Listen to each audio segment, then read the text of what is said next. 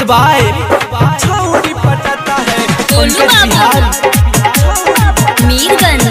सब लोग खाली छोड़ी बटाता आजकल का छोड़ा सब पढ़ने न जाता है।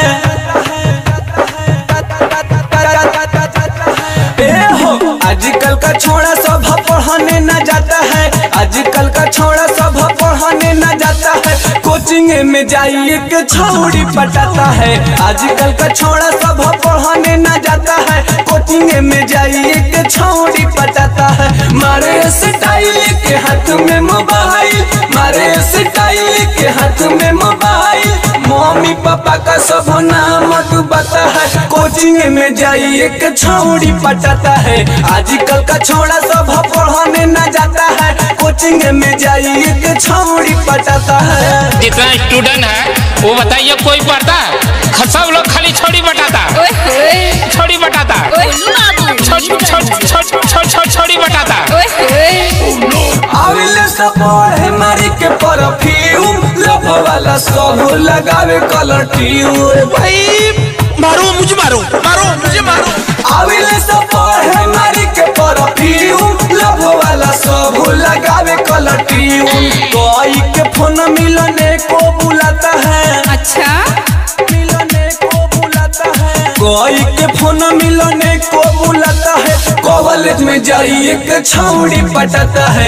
आजकल का छोड़ा सब पढ़ने न जाता है। स्कूल में जाइए के छौड़ी पटाता है। छौड़ी पटाता है। गोलू बाबू छौड़ी पटाता मीरगंज।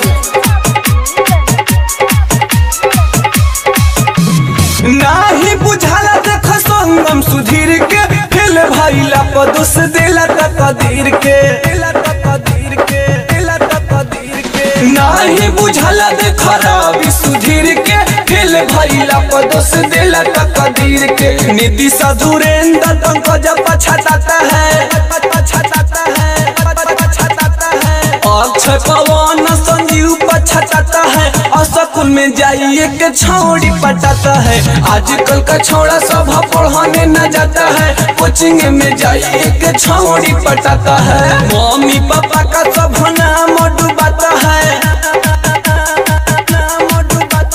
मम्मी पापा का सब नाम डूबाता है। कॉलेज में जाइए के छौड़ी पटाता है। आजकल का छोड़ा सब पढ़ने न जाता है। कोचिंग में जाइए के छौड़ी पटाता है। छौड़ी पटाता है। छौड़ी पटाता है। सुपर तराना स्टूडियो हिल।